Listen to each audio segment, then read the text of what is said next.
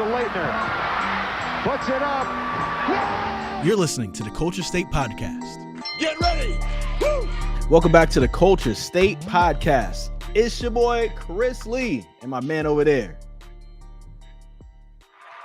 Sorry, round of applause for Chris Lee, ladies and gentlemen. Oh, I thought you were going to say your name. I thought you were going to say DC. Oh, no, I know, I'm Dennis Cox, DC. That's fine. No, the round of applause is for you, Chris. You are moving into a new house, sir. You deserve it. Congratulations for that. Thank you, man. And I think every week the box stack gets a little bit higher. Just a little bit higher. There's more boxes over here, so it's this room. I literally carved out a little area so there won't be boxes right here. And then at some point in a couple weeks, you guys will see a different background. So yeah, well, for me, the background's going to stay the same, except maybe a couple more books on the shelves. That's really about it. For sure. A little bit from some more figurines, maybe. I don't have much room for more of those, by the way. Yeah. By the way, most of these figures, for those who don't know, you can watch this on YouTube. Just look up 999 The Fan. You can watch Culture State there. All these figurines, except for like 2 of them, were given to me. They're all gifts. Just saying. People. So you just wanted to make sure that people don't think that you're spending all your money on that. Yeah, I buy the books, man. All right. We're going to have Mike Minner on this show. Yes. For those who don't know Mike Minner, I don't know why you wouldn't, but this show is also, educational as to some of the movers and shakers in North Carolina. Mike Minner is one of the best safeties ever that played for the Carolina Panthers. Like literally when I think of a safety, he is who I think about because, he was the best safety for the team that I cheered for a long time. Got to Carolina maybe around when I was 11 and left maybe when I was around like 20. So that's a lot of years right there where you're being impressionable. And, he really made it, left a huge impression on me with his play. Yeah, he was, for those early Panthers teams, he was one of the faces of the team. You look at early days like Steve Smith and some of those guys. He was one of the faces of the franchise that turned a 1-15 team into a Super Bowl, contender because they went to a Super Bowl. But, look at his career, 10 years, all with the Panthers. He was a mainstay of that franchise. And yeah, I think he still may hold the record or tied for the record for 2 defensive touchdowns in a season. I know Jeremy Chin just did that, but Mike Minter did that all the way back in 2003. So this guy was a staple and a mainstay of this organization and someone that the team built its foundation on from the early days when he got there to go into a Super Bowl and even to the days where Steve Smith and some of those other guys came in. He laid the groundwork for that team. Yeah, absolutely. And he always just seemed like just a nice guy too. Like it always just seems like he always seems like the type of guy that you could just walk up to and have a conversation with. And it doesn't matter, what he's done in his life or anything like that. He's just going to have a conversation with you. That's what it seems like to me. And so it's good to have him on the show. And, with Campbell coming up, I mean, we already have a lot of colleges here that are known for their athletics, of course, North Carolina, NC State, Duke. Then you add in North Carolina Central, North Carolina A&T, Wake Forest. You got UNC Charlotte coming up in the world in football. App State. ECU, App State, all those places. And now that Campbell has, allowed to have scholarships for their football players, you're starting to see, Campbell kind of take a turn. And, we know that Mike Minner is going to be the person that's going to really put them on the map. And so I'm really excited for the opportunity he has to do that for sure. Well, it's a great opportunity for a lot of athletes, at least football players that are in the state that want to stay relatively close to home, whether they're from the Triangle, from Greensboro, or even from Charlotte, that they want to stay within the state or within a certain distance. Well, guess what? Now they have another opportunity to play somewhere, and that's at Campbell. And it's an opportunity for them to still play against good competition. There are 3 top 25 teams in the Big South. So you still get to play really good competition. Is it the ACC? No, but guess what? There's some ACC schools out there that probably wish that they had the level of program that North Carolina A&T does, or that a Monmouth, some of these other Big South schools. Like there's a reason why that some of these FBS schools don't want to play a school like A&T. And now Campbell gets to be in that conference with them and also can build up to get to that level. So I think it's a really good opportunity because here's the thing. Campbell still is a known name in this state. People know the school. They've had success with basketball. There is definitely a good chance that their football program can continue to grow. And I think Mike Minter is the guy to do it. I was going to say, speaking of ACC teams that may want the level of competition or level of players that they have in FCS schools, A&T is going to go against Duke this season. Do not be surprised. Nope. Do not if be you shocked. see A&T beat Duke. You know, and I mean, and this is no offense against Duke or Duke fans or anything like that, but I personally watched A&T play and covered that team for 5 seasons. And, they continuously got better, even with a coaching change. Sam Washington was still on the squad, still on the as a defensive coordinator.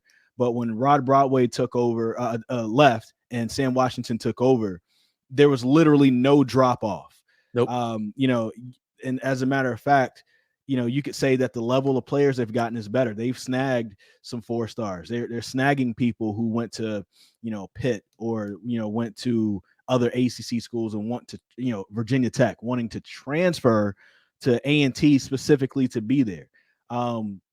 University of South Carolina, they had one player that I remember who transferred from University of South Carolina to A&T, and he said, honestly, the size difference is really the only difference between the players at South Carolina and A&T. Other than that, he said they're just as strong, they're just as fast. It's literally just a size difference. And he was like, A&T can hang with the big dogs. Oh yeah, and Campbell is aspiring to be like A&T. So it's going to be interesting to watch this year for sure. I'm going to push hard. I really hope this happens in the near future, if Campbell gets to the level where we have a rivalry between A&T and Campbell. So I think that would be a great thing for this state, especially because, we know about Duke State, Carolina, Wake, all that stuff. But I want to see some of these other schools continue to build a rivalry. That way it's a game that people in the state are looking forward to. It's like, hey, you know what? We get to watch A&T and Campbell play every year.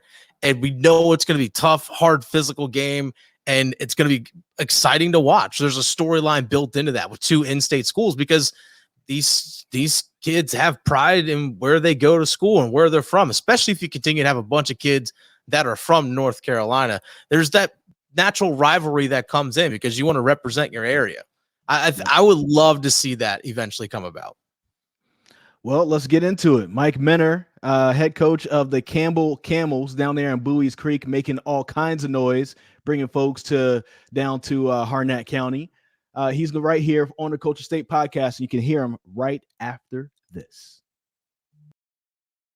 All right, welcome back to the Culture State podcast. When I think about a safety, being someone from North Carolina, as a Carolina Panthers fan, as I grew up in Greensboro, I think about Mike Minter, and he is currently the head coach over at Campbell University, doing a great job. That's a school that's continuing to grow, and looks like they may turn a corner really soon over there in the Big South.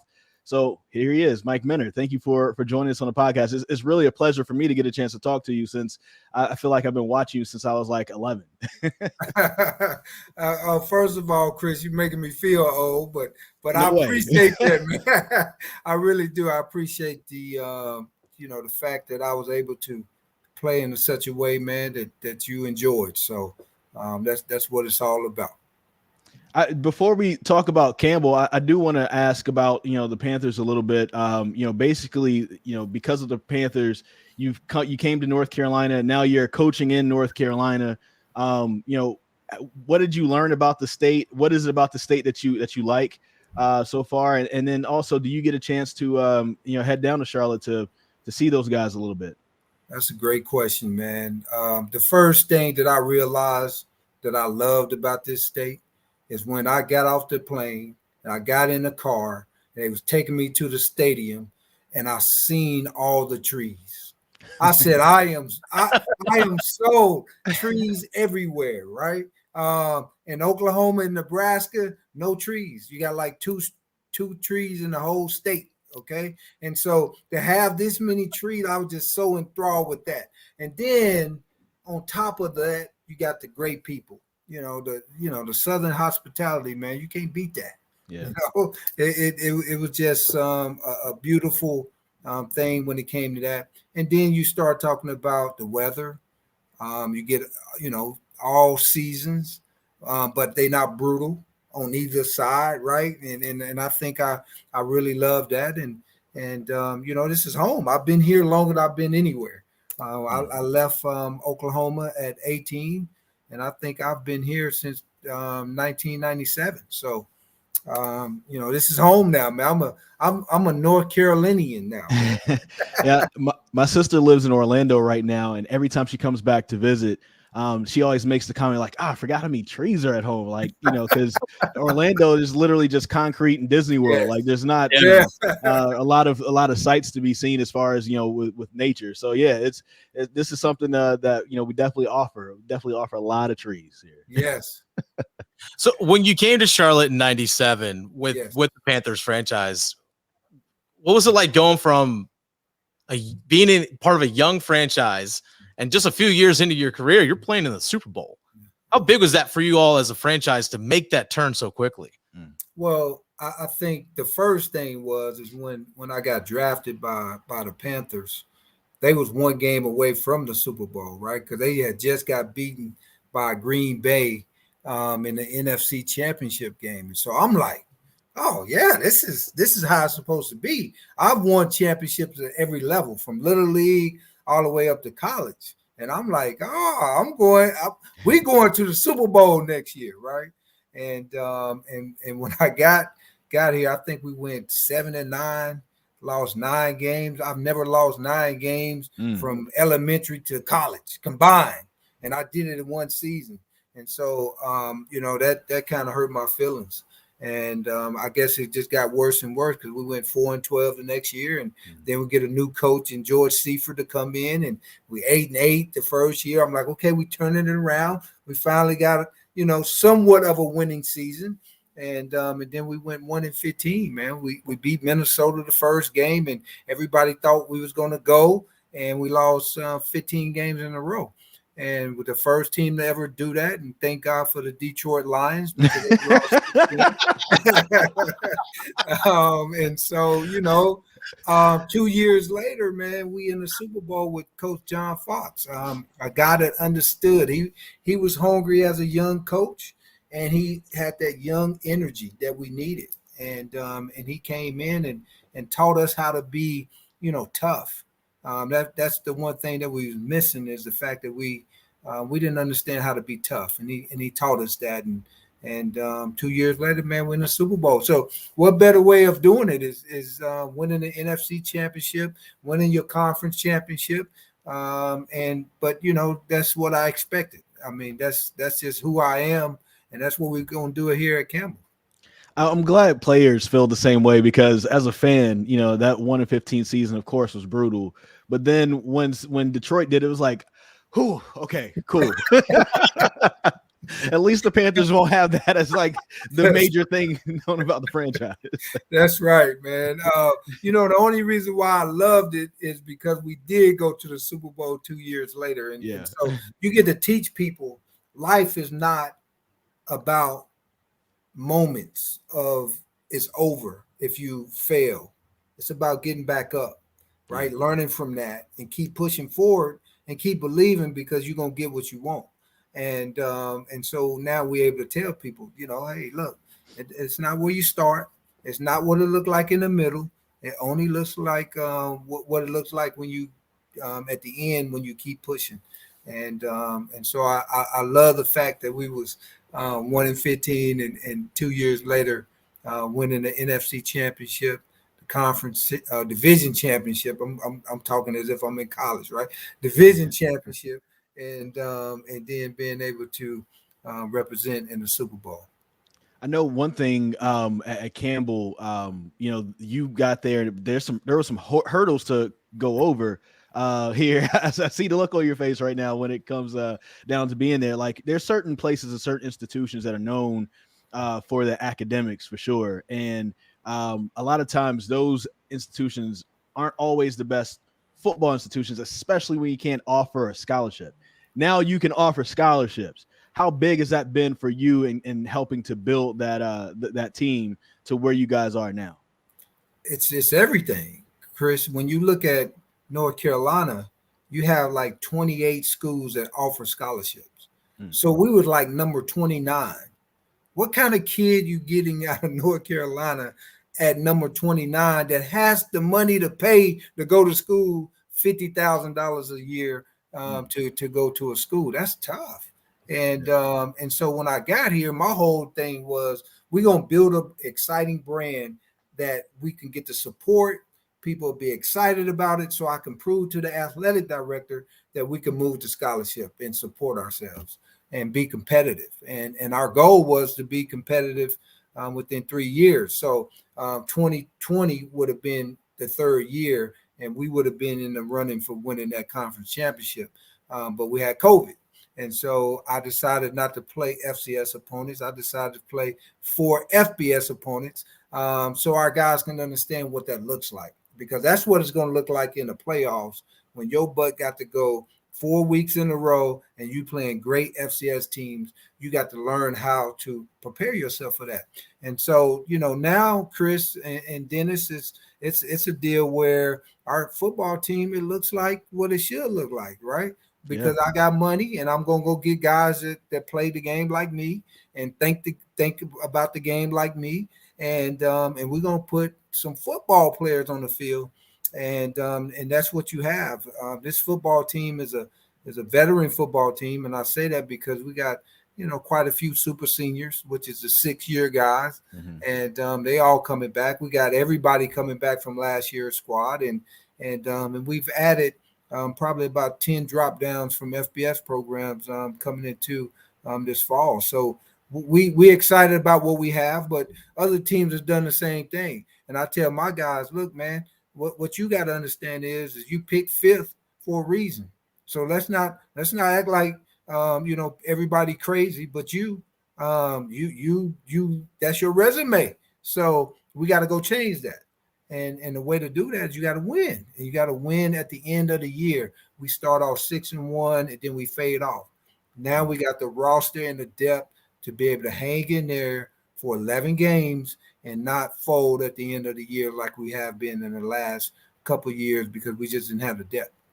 Let's hang right there when you talked about last season. And I remember last year just got to WRAL, didn't get a chance to really go and see teams in person like I wanted to, but you guys did end up playing in the fall, those 4 games. And even though it was 0-4, it's the competition was a step up. It was like, what was Wake Forest, Appalachian State, a couple others, and you guys were hanging into those games. And sometimes it was just like, late third quarter, fourth quarter, when the teams would start running away from you guys a little bit. Even with that though, what type of morale boost did you notice that gave your team to show them what they can do against FBS opponents? Yeah. Well, that's what you just stated it. And here's the deal. All those teams were bowl teams. So Georgia Southern, a bowl team. They won like 8 games last year. And then Coastal Carolina, top 25 team, as we know. They almost went undefeated, got beat by Liberty, I think in overtime, right, in their bowl game. And then you got App State, another top 25 team. And then you got an ACC team in Wake Forest, which was a bowl team. And so now they know it wasn't that much that separated us. We 2-point conversion away from beating Georgia Southern at their place. That's big. Mm-hmm. So I get confidence from that. And then we go into Coastal and we basically hang in there, 2 touchdowns on the top 25 FBS team, right? That gives you confidence that, okay, we're not too far off. And when you look at that, it's about mistakes and it's about making plays. They made all the plays. We did not. And that's the difference. So now our guys know that. So when they go into training, with that in mind, not in training in the sense of, man, I just hope I get better. No, now I got focus. Now I got a purpose. Okay, that when that ACC offensive lineman was slapping me around because I wasn't strong enough, now I know why I need to get strong enough. So I got purpose in lifting them weights and running and conditioning and doing all the things you do in the off season. And I think that is what's going to separate us is that we know what it feels like to go 4 games in 21 days against an FBS opponent. We are not going to face anything like that in our 11 games in FCS football.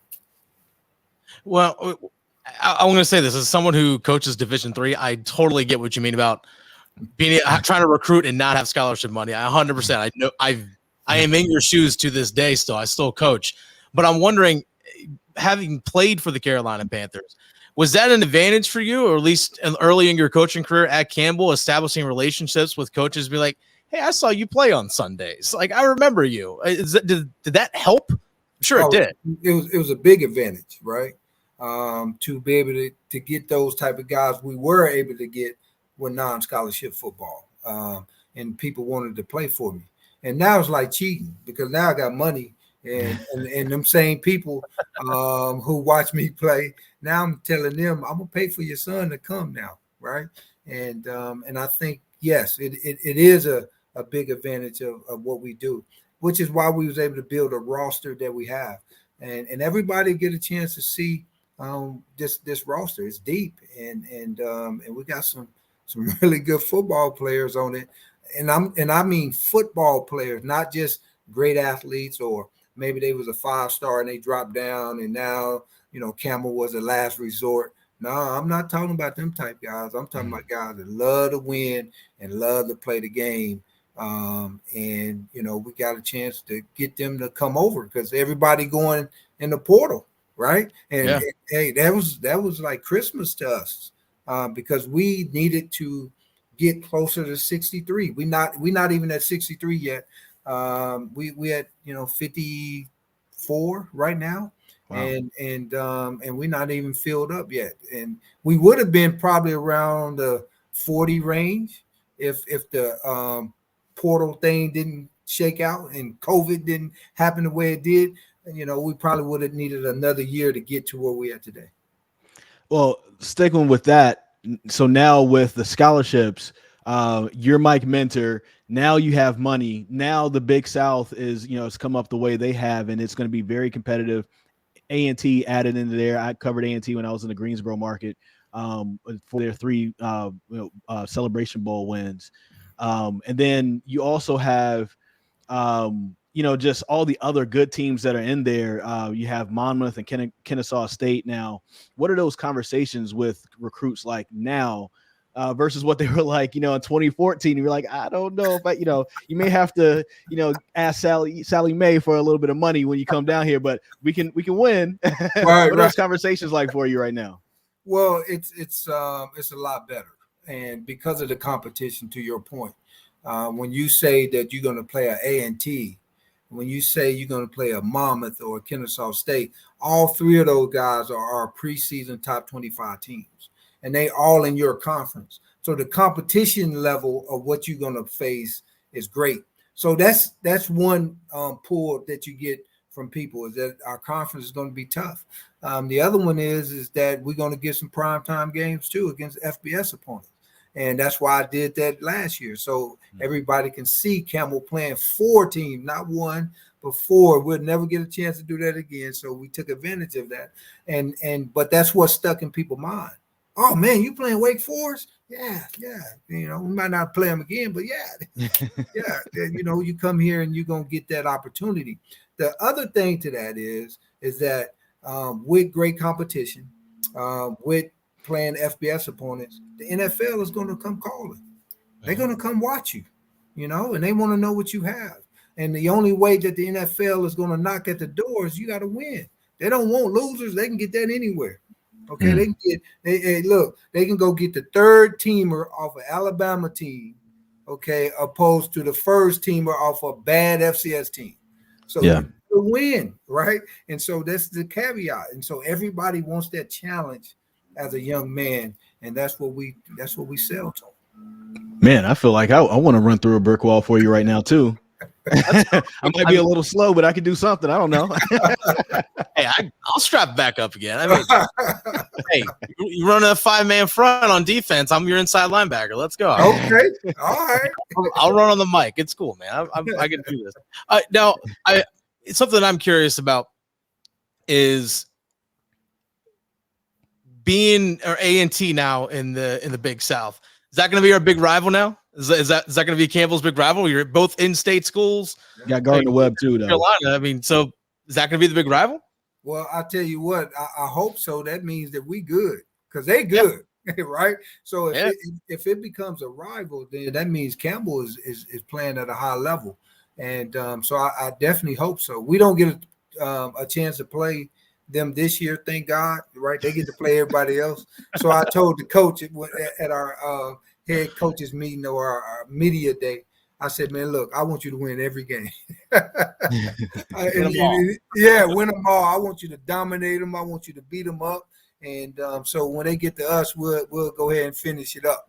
And he liked that. And so what I see is that they run a great program over there. And if it can become a rivalry game, that would be huge for FCS football. Mm-hmm. And that means that Campbell is stepping up. Sam Washington was a pretty good defensive back in his time too in the NFL with the Steelers.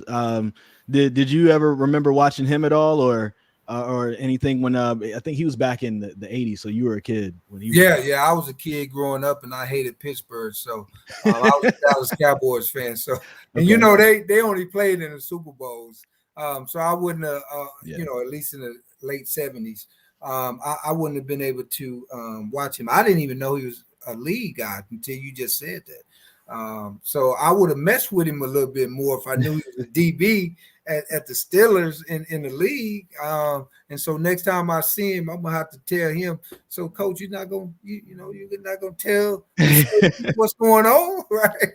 So I can't remember this past season. It was either this past season or the season before last. Somebody on the Steelers actually broke or matched his record. I think up until last year, he was like the only DB to have like back-to-back games with like a pick six or something like that. It was something strange like that, where it was like, wow, Sam Washington did that back, and then somebody ended up doing that. So his name kind of came out a little bit more after that. So that might be a nice little talking point between you guys. Oh, I guarantee you, I'm gonna get on coach. I'm gonna be like, you didn't even let me know. We have a lot of NFL guys then in the Big South as coaches. You got Autry down there at Charleston Southern, running back for Notre Dame, and then I think he went to the Bears and played there for a little bit. Autry Denson, and then you have Washington, and Robert Moore's coach is a big time linebacker from the University of Miami. He played with Mike Barrow. He was telling me that, and so you have a lot of dudes that strapped it up on the next level. So it's going to be competitive on game day then.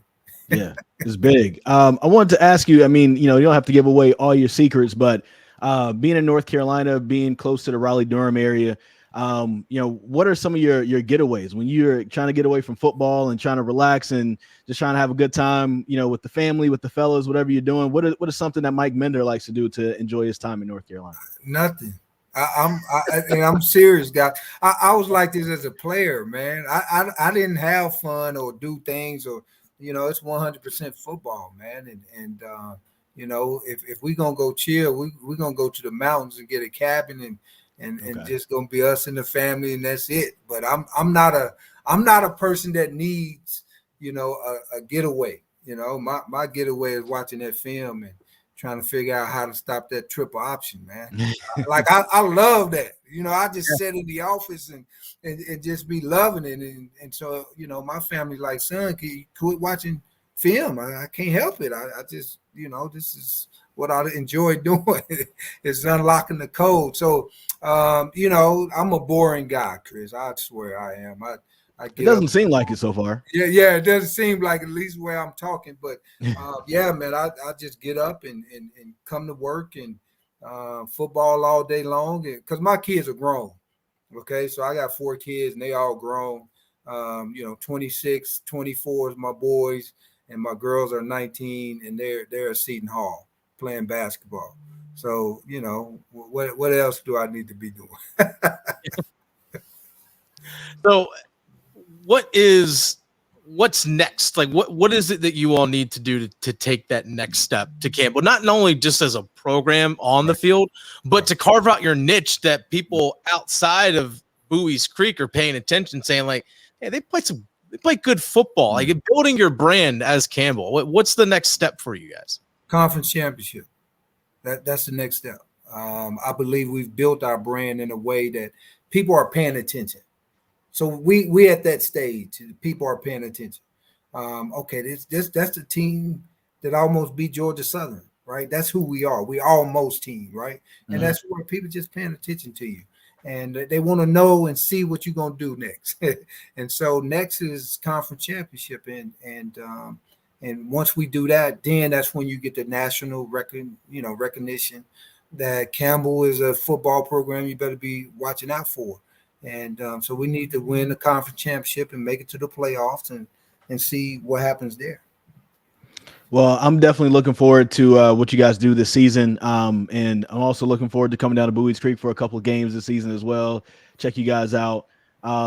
Coach Mike Minter, this is great for both of us to be able to talk to you, but I know me especially growing up as a Carolina Panthers fan, and you're the first former Panthers player to talk on our podcast, so you can have that distinction as well too. Hey, I like that, man. Hey, trust me, I love being the first. Hey, well, guess what? On September 4th, which is the first day for our Saturday show this fall, you're basically the only school in North Carolina that's playing. Everyone else decided to play Thursday or Friday or something like that. Yeah. So guess what? Campbell Liberty at 6:00, September 4th. That's the game in North Carolina to be watching. That's Saturday. I love that. Now, look, this quarterback is like one of the best in the world. I think he picked to be 14th in the draft. Probably the third quarterback that's on the list right now. And Malik, that guy can play. He's really good. So if you want to see dynamic football with two great quarterbacks, you better watch and tune in on September 4th. Can't nobody sell it better than that. We're definitely going to be watching all season long for sure. Thank you so much, Coach Minter. We appreciate your time. Thank you, guys. Thank you.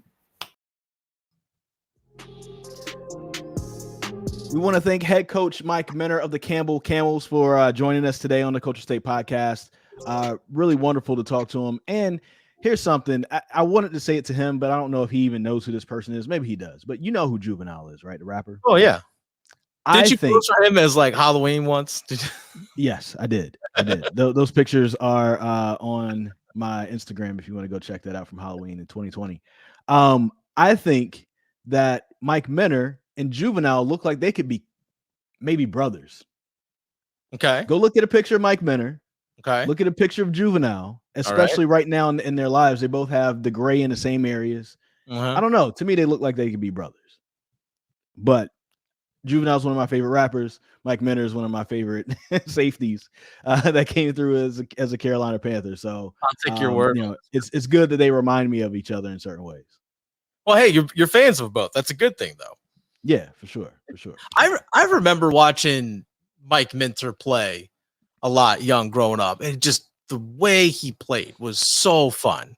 And yeah, you can tell there's so much passion and energy for what he talks about. He obviously loves the game of football, eats, sleeps, breathes it, but just the passion that he has for that program at Campbell. He's been there through thick and thin. Non-scholarship recruiting is hard, Chris. I tell you, I did it full time for 5 years. I still do it part time at Meredith. Non-scholarship recruiting is hard because you're trying to convince people to come and pay full tuition. Obviously your academic stuff, pay money out of your pocket to come play the sport that you love. It's like, well, okay, that's cool. I can go do that, but I have to go against Division I guys. But if I'm not a Division I player, I'm not getting that scholarship. Well, I might be more enticed to go play Division III because that level of competition fits my skill level, and I can play on a team that is going to be competitive at that level. So it's super hard. But the fact that they're starting to get scholarships and stuff now, that's monumental. And the fact that he's stuck through it, and he has become the face of that program. It's the difference in losing players to Division II schools, maybe like Winston-Salem State or Shaw, which no disrespect to them, but they're Division II schools. If you can go Division I, you'd rather do that. But if that Division I program doesn't have a scholarship for you, you're going to go Division II for the most part. Potentially, yeah. It's the difference between that player or that player who's like, you know what? I know I can walk on at Carolina, but they have a lot of wide receivers. I can probably go and start immediately at Campbell, and I can get a scholarship. Let me go there. It's the difference between having those two players, and that will make a world of difference down the line for Campbell as they're looking to be more competitive in the FCS football scene. Yeah, it's I can only imagine being a kid that's number that comes in. You'd be a freshman. You're one of 10 wide receivers on the team, and then you're seeing on social media that a 4-star and a 5-star wide receiver are coming in. You're like, I'm already low on the depth chart. None of these guys are graduating. They got a couple 4-stars coming in. NCAA gave them an extra year. Exactly. It's like, well, okay. So that makes guys think, and that's what he mentioned about the transfer portal, is that guys want to play. That's the thing. Like, no one wants to go to college for 4 years just to sit the bench, or 5 years. You have to get the redshirt year. No one wants to do that. Just sit the bench. That's no fun. I want to play. If I'm a player, I want to play. So yeah, it's another opportunity for kids to have the chance to play. And yeah, you might be able to snag a couple kids here and there. For sure. So it'll be fun watching them. They're on that level of A&T, North Carolina Central, Elon, Gardner Webb, those types of schools in our state that are looking to take that next step as they're doing what they do on the FCS level. So good luck to Campbell. Definitely going to be fun to watch them for sure. I literally, and I meant what I said, I can't wait till I see A&T versus Campbell. And I really hope it's Campbell at A&T for A&T's homecoming. Ooh, Dennis, listen. Ooh. Okay. You've told me about A&T's homecoming. If that is the game, okay, right. We are there. All right, I'm in. There's no, I don't care what else is happening. It could be, ECU, Appalachian State. All right, that's a pretty cool one. We're not going to be there. It could be North Carolina at Duke. That's a good one. We're not going to be there. Yep. We're going to be at A&T for that one. A former Carolina Panther walking into BB&T Stadium over there. Well, I guess it'll be Truist Stadium now because BB&T doesn't. Truist, yeah.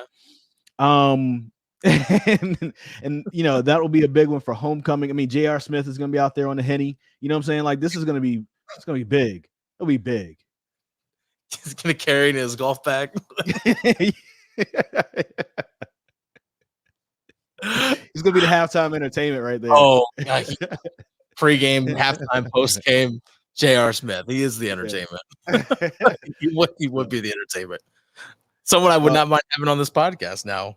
Hey, guy. Listen, I'm going to try to make it happen for sure. Hey, real quick aside on that, it's the fact that, J.R. Smith wanting to go to A&T, that's a big thing. It's like on the headlines on ESPN, it's J.R. Smith looking to play golf at North Carolina A&T. I mean, that's the headlines everywhere. People are like, oh, North Carolina that don't know are now looking up the school. So yeah. Talking about putting the state on the map a little bit.